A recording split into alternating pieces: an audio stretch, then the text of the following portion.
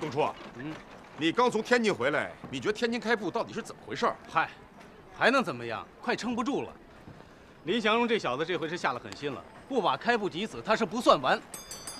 那些股东们急于卖场，价钱已经够低了，可现在就是没人敢买啊。你哥就不要？他要是有那个胆量，我们三元染厂早不是今天这个样子了。哎，六哥，你干嘛不要？这有些东西啊，看上去便宜，可便宜的东西有时候也会咬手啊。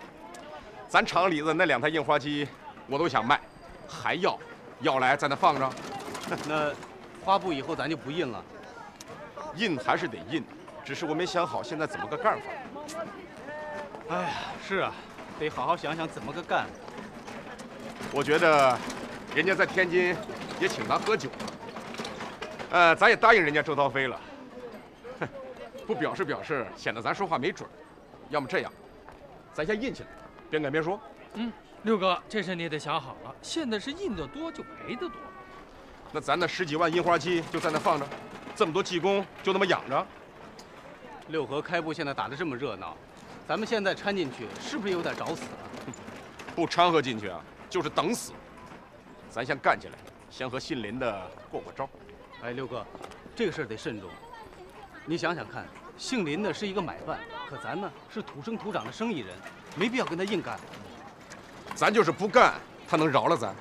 啊？家驹，你虽说在红剧只有1成份子，但我还得跟你商量商量。咱有1000件印好的花布没卖出去，我想把这些布拿出来玩一把，给六合搅局。六哥，你想怎么干就怎么干，我全听你的。那好，你写个广告，给上海、天津、济南各大报馆发过去。从明天开始，飞虎牌开始降价，每尺9分钱。9分钱1尺？六哥，你疯了吧你？没疯，疖子不挤，脓总出不来。你这就给周涛飞发电报，告诉他我已经开始参战了。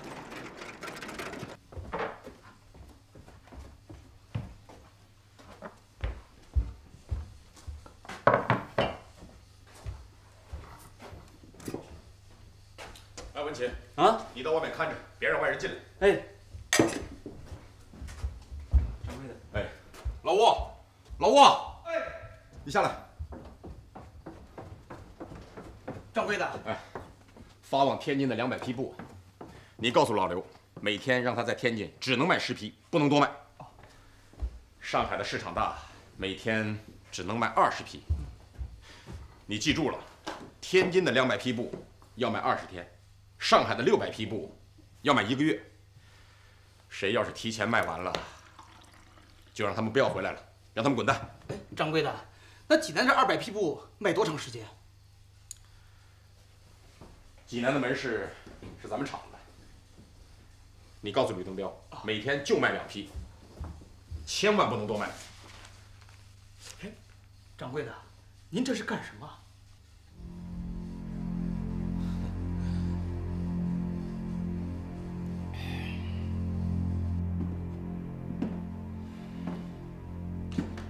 董事长，这个姓陈的到底在搞什么鬼呀？每天他就卖这么几匹布，第2天还是这么几匹，他到底想干什么？他这是在玩猫抓老鼠的游戏。他一降价，我们也跟劳价，开埠也跟劳价。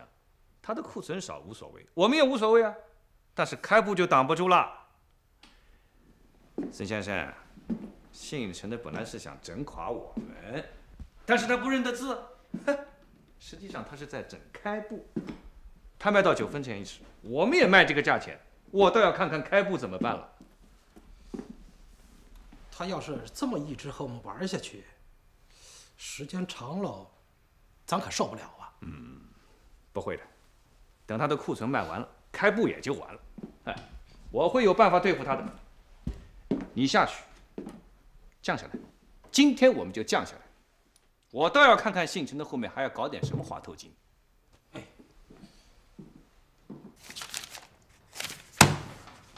这个陈厂长啊，他把事情弄反了，他是想打击林祥荣，可这样咱们也受不了啊。哎呀，这没文化就是不行啊，好心办不成好事。哎，那我是不是到济南去一趟，给他说清楚？想救火是好意，可是把汽油当成了水，我看你也不用去了。说不定用不了多久，这开不燃厂也就不存在了。咱们还是做做自己的打算吧。9分钱，连买坯布都不够。掌柜的，天津的布都卖完了，咱的人是回来呢，还是留下？上海、天津都再登一次广告，就说新布马上就到，咱们的人都回来。这人都回来了，还登什么广告呢？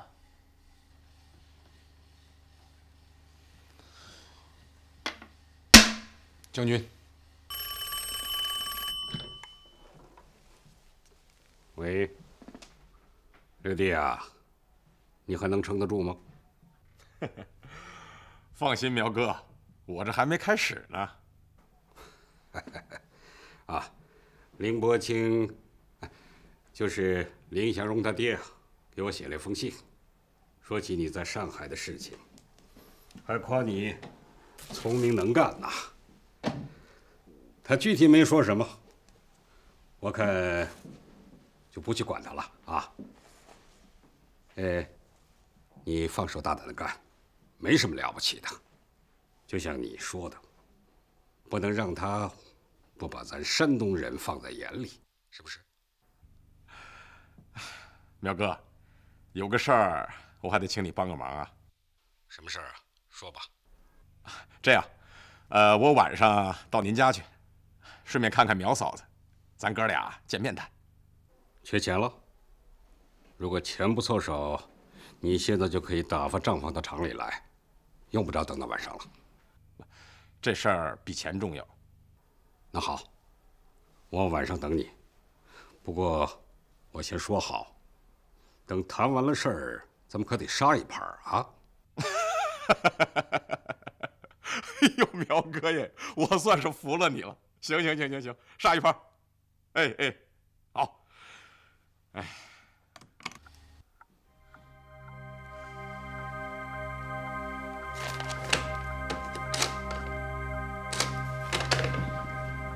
哎，你先出去。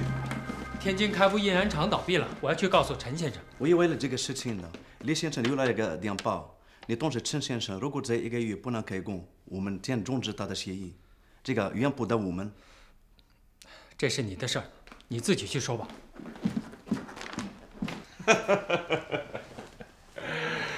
哎呀，六哥，你笑什么？你不听我念报纸了？该咱上场了。家驹啊，想不想看我露一手？不是，你别笑啊！你是不是觉得我敌不过那林祥荣啊？哎，不是，你相信不相信？把我惹急了，我把他整趴下了。我是不想在洋行里干，我想回来跟着你。你不怕挨骂？自打我离开你去了洋行，我就没有一天是高兴的。哎，翡翠也这么说。老二说我是把魂儿落在你这儿了。当然，洋行对我也不薄，可是我就是不想待了。这句话应该这么说：你的人格魅力，别人是没法比的。什么没法比？哎，什么叫人格魅力？你直说，说我能听得懂的词儿。就是说，你这人让人放不下。这就对了。什么洋行啊，买办呐，回来，你先别管他多少份子啊，只要咱挣了钱呐，还管他什么份子呢？抓过来花就是了。家驹啊，你回来以后啊，还是给我念报纸。文琪的报纸念的也不错，可就是外国那点事儿啊，他弄不明白，急得我直想踹他。六哥，你真的想跟林向荣干一场吗？啊，你觉得怎么样？这个姓林的家可是相当的有钱呐。他有钱也是一点一点挣的，也不是他祖宗生下来就有钱。不是有钱怕什么呀？咱真是要干，是不是拉上东初兄弟2个人，他们也能帮咱一把手啊？我是不想拉他们，再说拉也拉不住。家驹啊，东俊这个人的为人我也知道，这事儿你可千万别跟他们说，免得人家为难。家驹啊，没事儿，到时候啊你就看热闹吧啊。掌柜的，上海六合染厂外庄掌柜的来了，这个人姓周，他点名要见你。下战书的来了，请。老三，你记着，不管陈六子怎么劝你开工印花布，你也别答应。开布倒了，咱不能跟着垫背。大哥，六哥一直对咱很够意思的。有恩说报恩啊！你六哥倒了，咱再帮着他爬起来。可这做买卖，咱不能明明看着是火坑，也闭着眼往里跳。这话我说不出来，要说你自个儿跟他说。咱俩谁也不用说，你现在就去把上海来的工人全部辞掉，让他们马上走。小六子来了，咱什么都好说了。咱不是不应，是没了工人，咱应不了了。大哥，我觉得你这个事儿做的有点不太仁义。做买卖讲的不是仁义，做买卖讲的是识时务。开布倒了，现在只剩下咱和六子能印花布。咱要是不印花布，那姓林的爱和谁打就和谁打。可咱要是掺和了，就得一块跟着受死。咱也好，六子也好，都像燕子雕石一样，从小干到大，并没有什么后继财力。可林家不一样，他世代经商。那开布为什么干不过他呀？姓林的那布是专门织的，就是那么削，削了就用沙少，用沙少的就成本低呀。这开布也不是不知道，关键是没人给他织这样的布。三弟呀，咱们得抓紧上岸。最主要的是，咱们辞了工人，退出了花布市场，那姓林的肯定领情。哎，你去趟上海，给姓林的说，就说咱们以后就进他的皮布。咱要是张口让他便宜点，他能不答应吗？大哥，如果咱辞了工人的话，以后就只能染布了。我就不明白了，咱为什么不能给六哥搭把手呢？啊？按说六子也不是外人，彩琴是咱表亲，可你六哥的脾气你知道，他犯起劲来什么后果都不顾。前天我过去，你六哥一个劲的骂姓林的，还说让姓林的等着死。你说这个小六子，就他那点钱，能陪着姓林的玩吗？啊？好了，不说了，你呀，马上就去辞工人。他要是一步迈进来，咱就不好办了。好，我去。我们林老板的要求非常简单：第一，你先要辞掉上海来的工人，特别是从六合背叛过来的那3个人。辞掉工人，那我还怎么干呢？那我们不管的了，我们就是要让这几个人知道，背叛六合绝没有好下场。哦，背叛六合绝没有好下场。你们林老板这是明明不让我印花布了。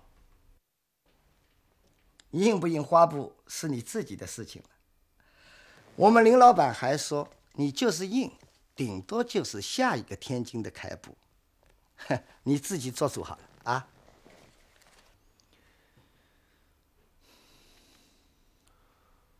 啊，你们老板就没提那8000件布吗？我们林老板说了，说你自己知道该怎么做。哦，是这样，是，我是知道自己该怎么做。周经理，可光你说没有用啊。林老板也没给我写封信呢。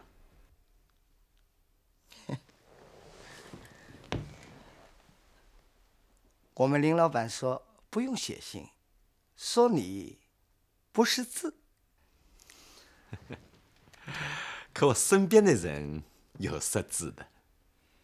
老吴，把金彪叫过来，他识字。哎，不用叫，掌柜的，我在这儿呢。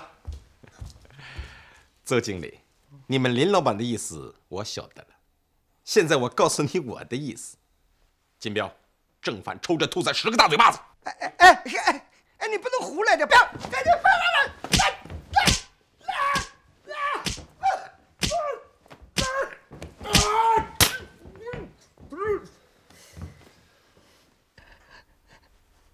出出血了。老吴，通知车间刷机器，晚上江浙饭店请客。金彪，你现在就去江浙饭店，让他清场子，2桌上海菜，专请上海师傅；3桌山东菜，请咱那些老伙计。咱们来个一醉方休，喝完了酒，明天开工。好嘞。强经理，我可以回去了吧？你就这样，不要洗脸，回去告诉林香荣，用不了几天呢，他比你还惨。滚！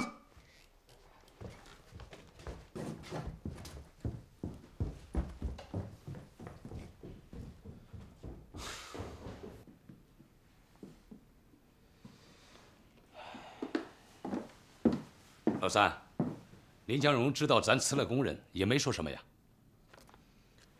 你自己看吧。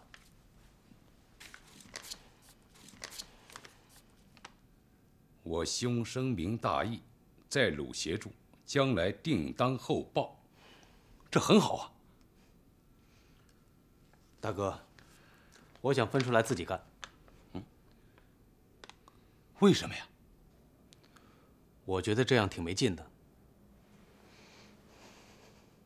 找几个报馆的主笔来，我要让全国的人都知道他姓陈的是个骗子，我要搞臭他，我要让印染界的人都不敢和他做生意。哎，董事长，我们是不是想个办法把他骗到这里，找几个人揍他一顿？反正这山东我是不敢回去了。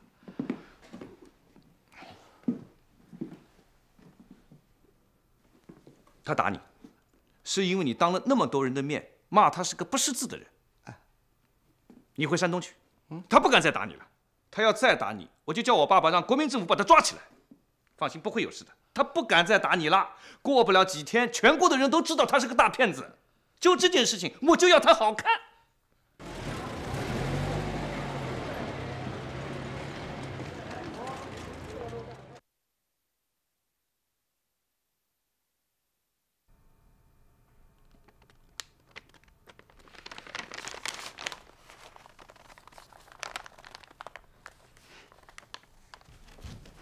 太太，你又在看报纸，小心累着。你刚怀孕，还是要听大夫的话，多注意休息呀。无耻！怎么了，太太？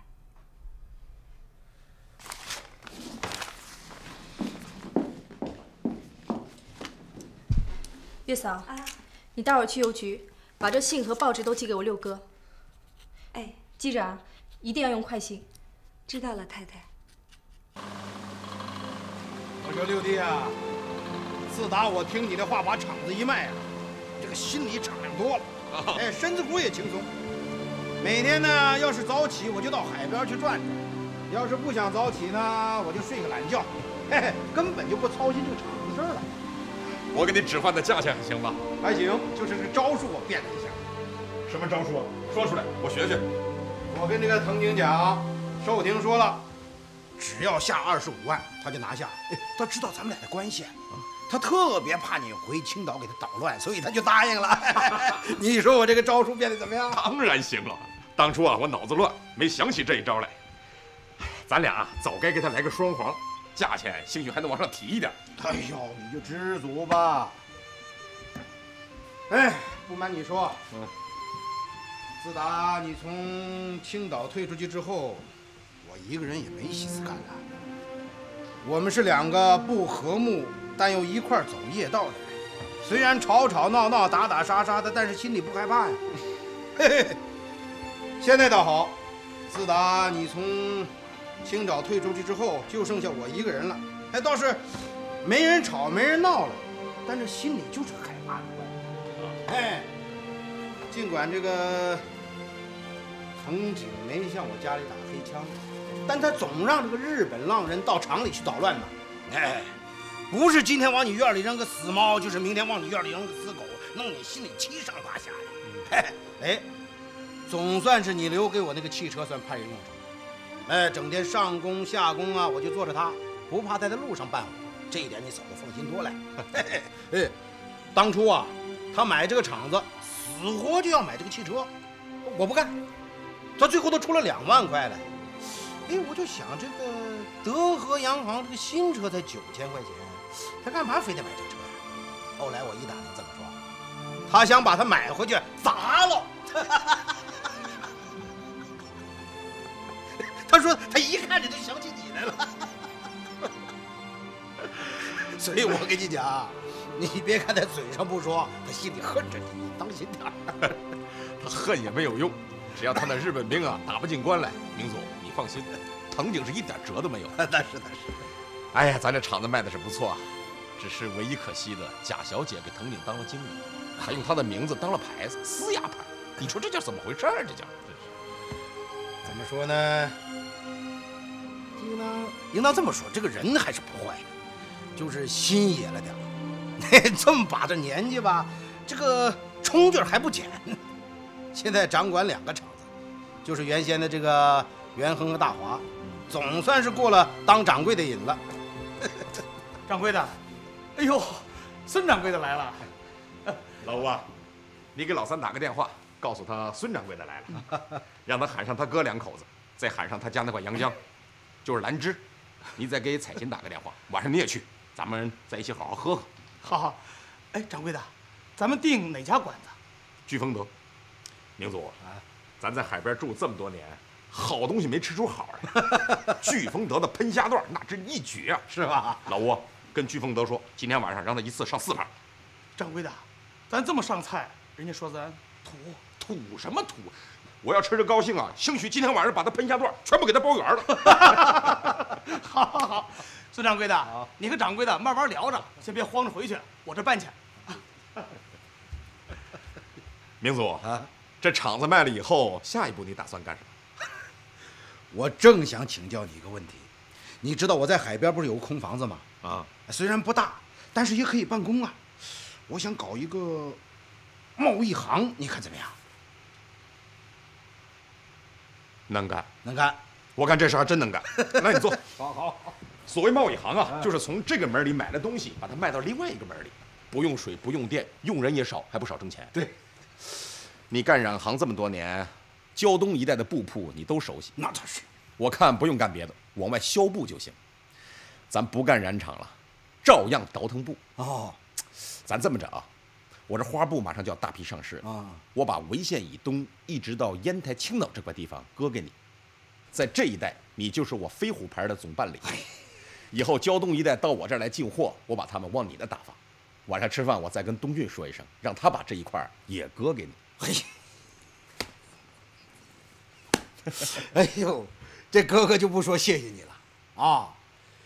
弟弟，你这是帮我挣饭吃呢。就凭你这个，今天晚上我多敬你2杯，啊！你说早知今日，这何苦当初啊？这当初咱们俩在青岛掐什么打什么呀？这不是俩婊子吗？你明祖，这才是一个事儿了，还有一个事儿也能干。什么事儿？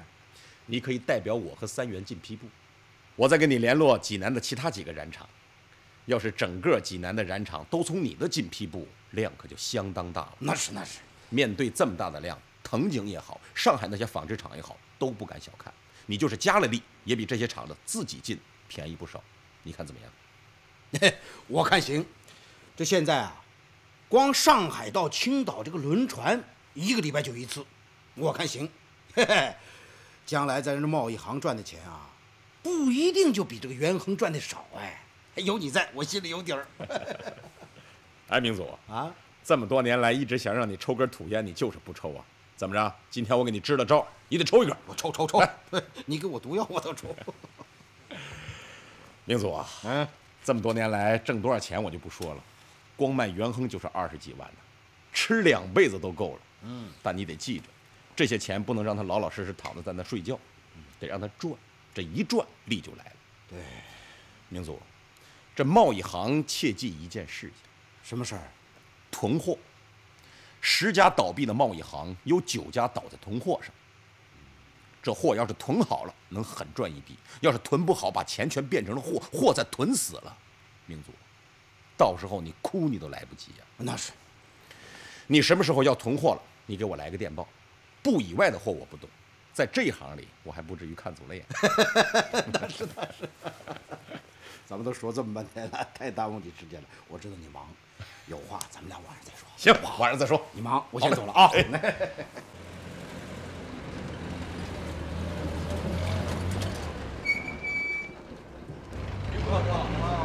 济南买卖家一共2辆汽车，一辆是苗先生，另外一辆就是东出的这辆车。一会儿就让他送你回宾馆。哎呀，来，老三，快点！明祖大哥，你好，你好，你好。哎，老三，有什么话咱晚上再说。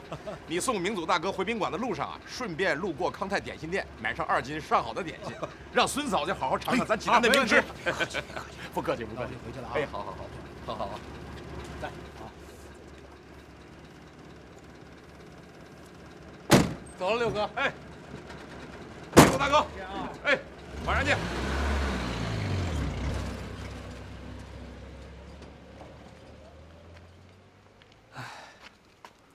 掌柜的，这一眨眼的功夫，15、16年了，从对手到朋友，就有些事儿，真不好猜。是啊，过年的时候，苗哥打发人给我送来4瓶上好的汾酒，我也没舍得喝。哎，老吴，待会儿我从厂子直接去聚丰德，你顺便拐个弯到我家里把这4瓶酒带上，咱晚上一块喝了。哎。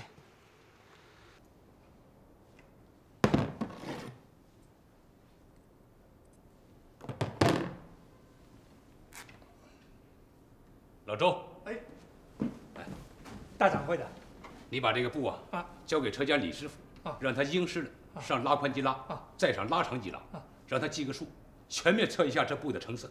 明天早上告诉我。好，去吧，我就去。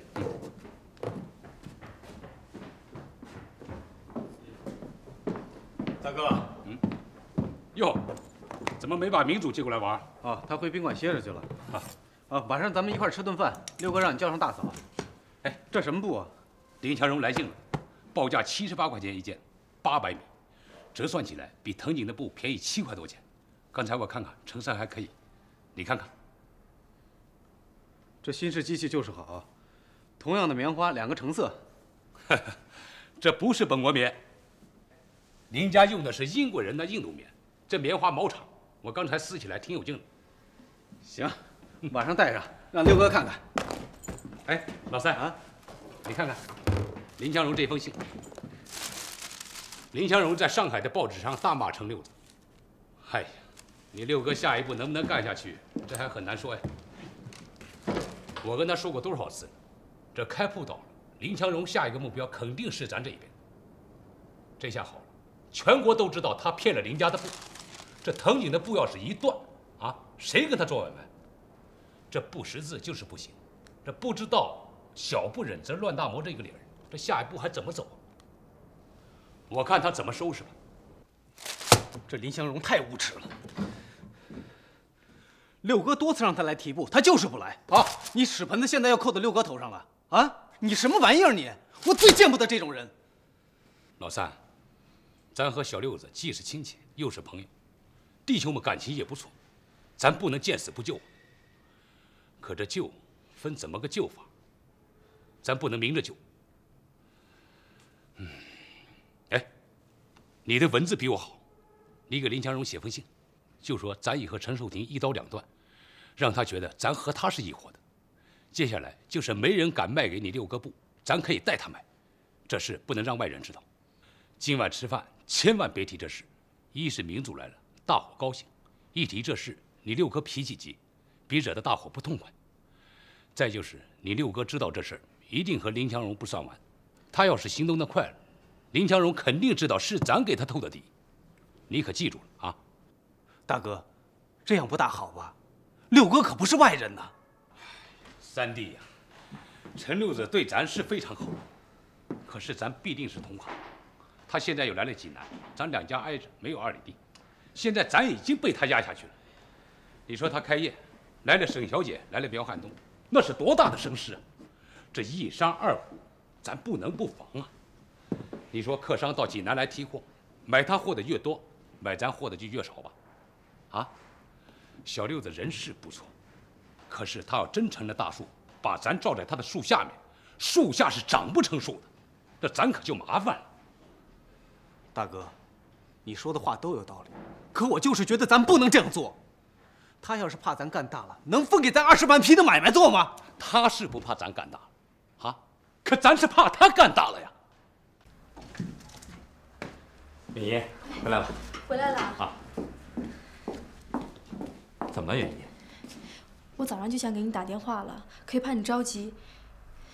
林祥荣在报纸上说，六哥是骗子。有这事儿？他真是不知天高地厚啊！啊，刚好，明天我要去上海检查物资储备，到时候我亲自去找他。啊。这些天我自己在家，总想六哥和六嫂。早上我一看报纸，心里一急，就把报纸寄去了济南。可刚寄走，我就后悔了。六哥这脾气那么急，一看报纸，还不得气出病来呀？怎么办呀，长河？允仪，别着急，六哥是见过风浪的人，不会出事的啊。你放心，明天到了上海，我就警告林祥荣，不让他再登就是了。可他在报纸上说，六哥是个要饭的。现在大家都知道了，六哥多没面子呀！六哥从来没觉得自己要饭是件丢人的事儿。林祥荣这是在帮着六哥做广告，从另外一个角度证明六哥的能力强。再说了，林祥荣被一个要饭的骗买走了8000件布，他自己觉得光荣吗？你说呢？那不是骗买，那是他自己卖给六哥的。啊，好，我错了，我错了啊！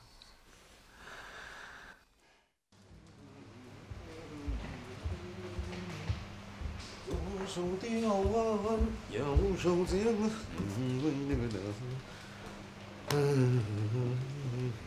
六哥，您走了？走了，咱晚上一起吃个饭啊！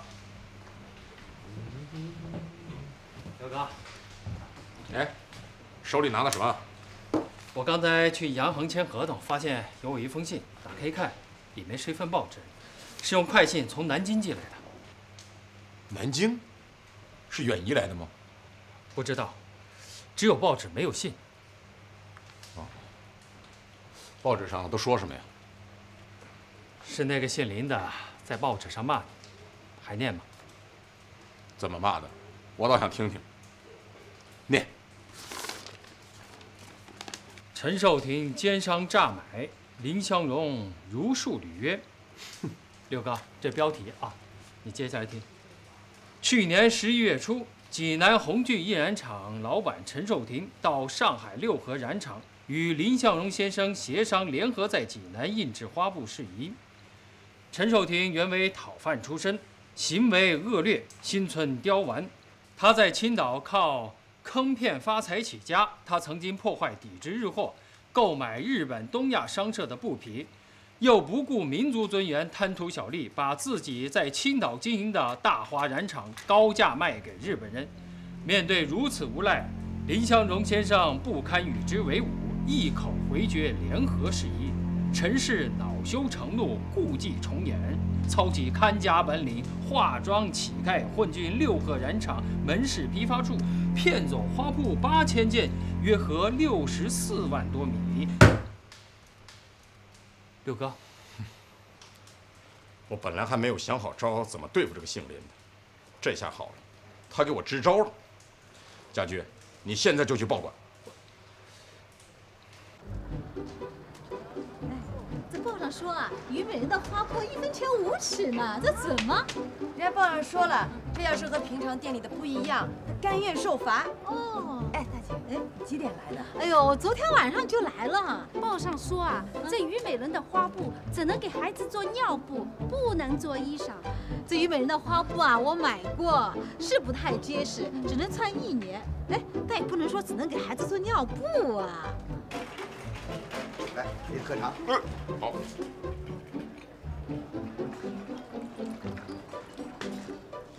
先生，您买布坐这儿可不成，看见没有？得去排队。没事，我里头有熟人。有熟人也不行，这个布店每天到我这儿来打水。昨天夜里我找到他们，想提前买点布，买到了吗？他们不敢卖。为什么？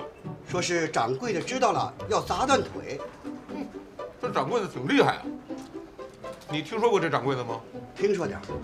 我知道这个掌柜的叫陈六子，白手起家呀。从前是个要饭的，哎，天不怕地不怕，现在小买卖干成大买卖了，现在自己开成染厂了。那你知道他这布为什么卖的这么便宜？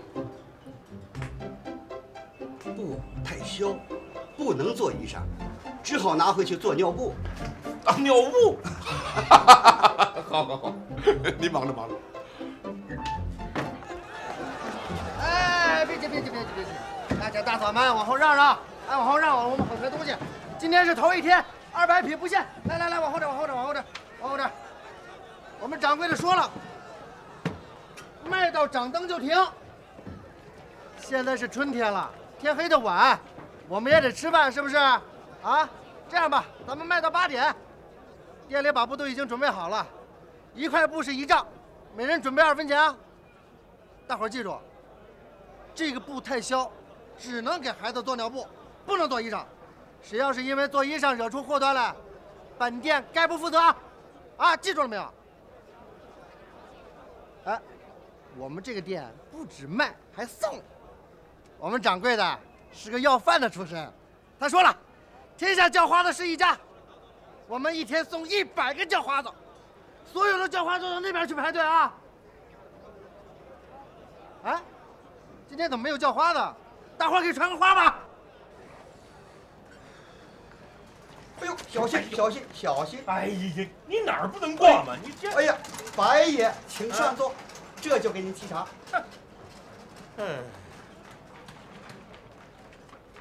哎呀，陈掌柜呀！哎呀，哎，好，白先生，坐。哎，好。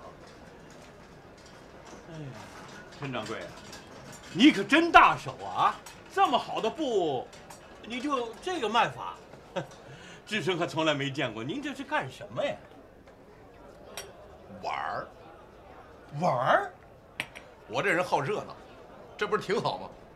白先生，你家里孩子要不要尿布啊？你要不嫌弃，到我厂子里去拿去，我有8000件，从现在我能卖到年底呢。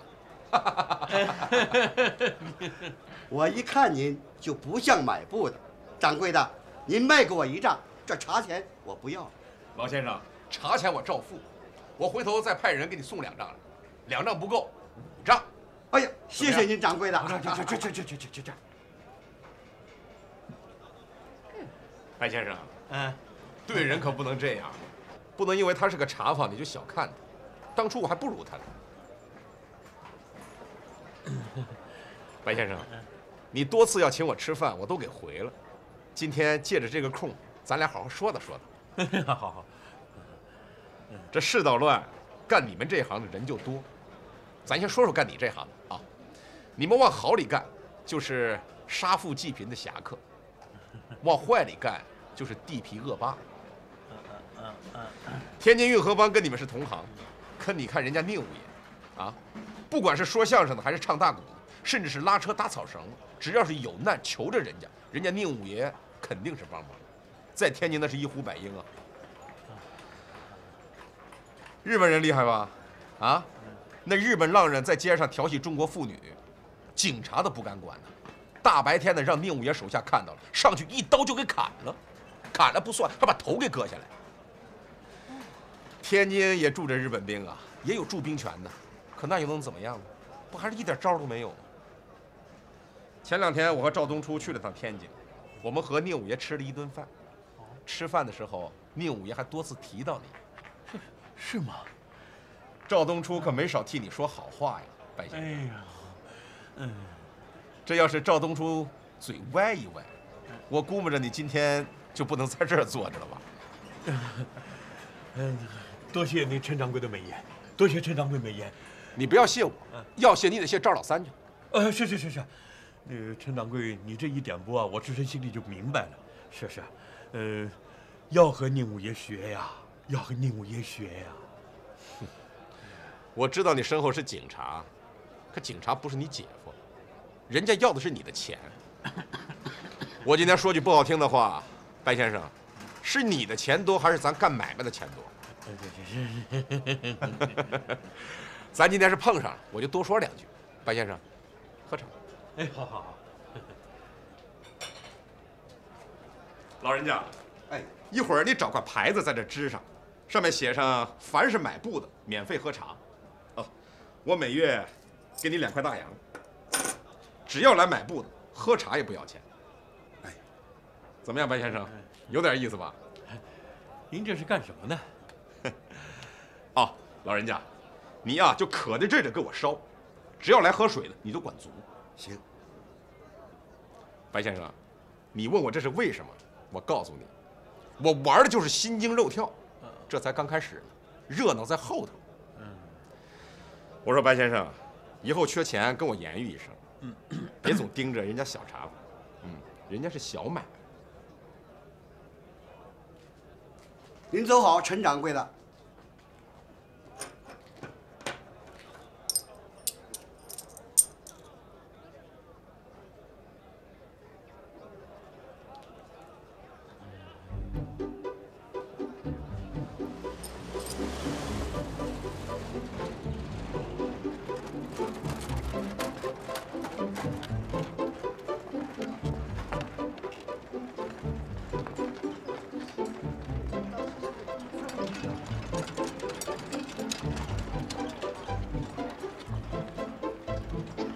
这些布当初我是1块钱1件买的，现在我卖1分钱5尺，照样有10几倍的利。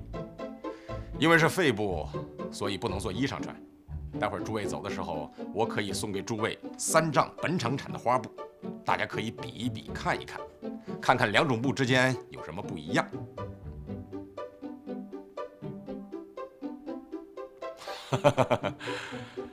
啊，